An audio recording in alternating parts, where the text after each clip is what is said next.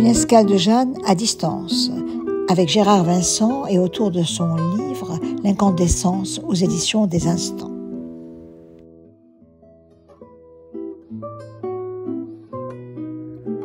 Le combat spirituel est aussi brutal que la bataille d'hommes, dit Arthur Rimbaud, que vous aimez tant.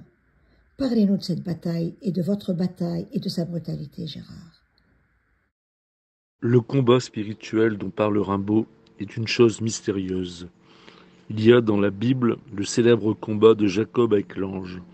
Ce combat qui dure toute la nuit et se termine à l'aube est un temps très fort et fondateur. Je crois que c'est le profond désir qui nous met en présence avec Dieu. Dans cette perspective, veut-il nous éprouver ? C'est possible. Ce que je sais, c'est que je suis ressorti autre de cette épreuve, ce combat, et que mon véritable chemin venait de commencer. L'incandescence, votre récit, livre, édité aux éditions des Instants. Le titre, L'incandescence, pourquoi ?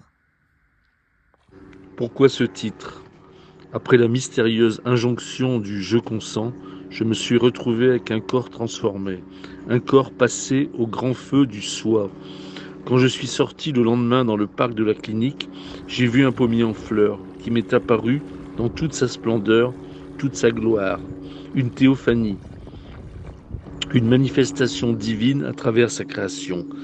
C'est en repensant à cet arbre que j'ai eu l'idée d'appeler mon livre L'incandescence. La préface de votre livre est faite par Christian Bobin. Bien sûr, il avait lu le manuscrit bien avant de mourir. Et il écrit « Vous lire, c'est recevoir beaucoup de calme, avec beaucoup de fièvre. » Christian, que j'ai rencontré juste après la réception de sa lettre, m'a beaucoup éclairé sur cet événement essentiel de ma vie. Il le voyait comme une grande initiation menant à une transformation radicale de l'être. L'incandescence en quelques mots, Gérard. L'incandescence est mon livre fondateur. Mon chemin d'écriture commence à ce moment-là. J'avais 25 ans quand j'ai écrit ce récit. Il fallait que je garde une trace de cette expérience, car je m'étais rendu compte que les électrochocs avaient sérieusement affecté ma mémoire. J'ai écrit, en fait, de peur d'oublier l'essentiel. Êtes-vous resté fragile et où se trouve le point de pression de cette fragilité ? Je suis sorti de cette épreuve avec, au contraire, une sensation de force. La sensation d'avoir brûlé beaucoup de négatifs et d'inachevé. Mais j'y ai trouvé une grande sensibilité, une attention décuplée au vivant et à la beauté du monde. Vous écrivez « Tout chemin métaphysique part de la bouleversante découverte du non-moi ». Qu'est-ce que le non-moi ? Le non-moi, c'est la dimension inconsciente de l'être, la part écrasante des déterminismes, la pesanteur de l'être entravé. Avez-vous peur d'être à nouveau repris par cette forme de bouleversement, ou bien vous sentez-vous, je dirais, apaisé ?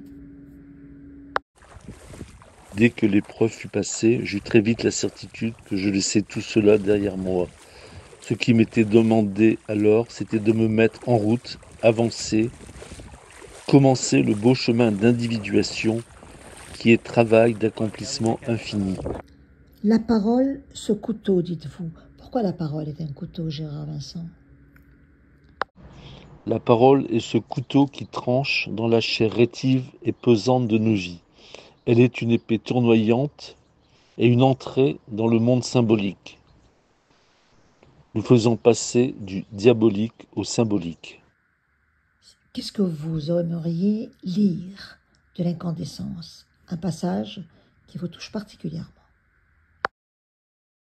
Page 141. Les 3 degrés d'une naissance. Premier temps, folie, épreuve du feu. Descente, l'être est happé par ce qu'il a vu et senti, cet infracassable noyau de feu. Fascination, plusieurs semaines de calcination, désastre, terreur, mort. Deuxième temps, la sortie de l'enfer psychique, l'hébétude, l'expérience de l'épaisseur des choses et du monde, durée, le travail du non-être.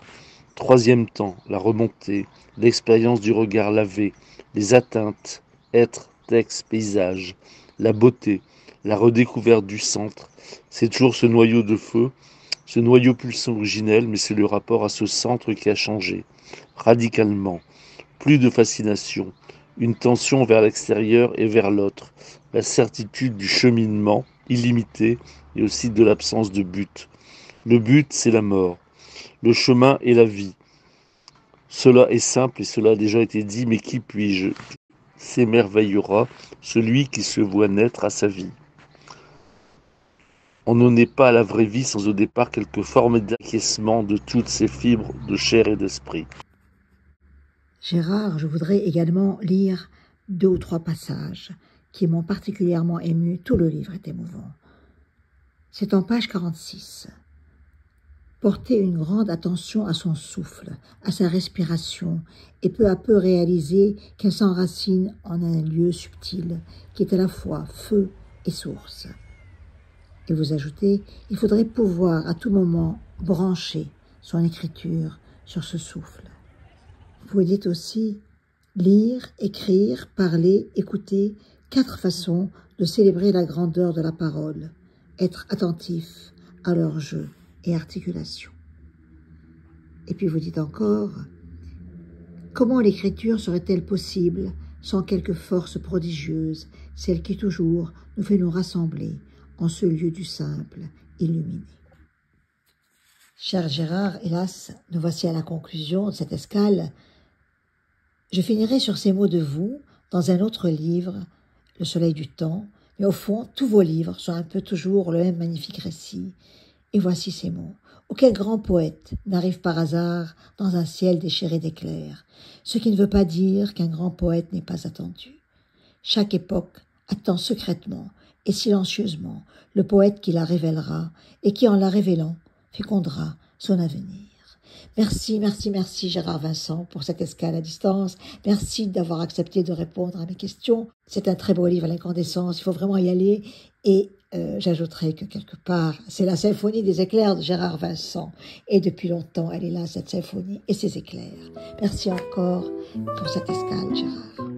Sans oublier bien sûr que la symphonie des éclairs est une chanson magnifique chantée par Zoé de Sagazan.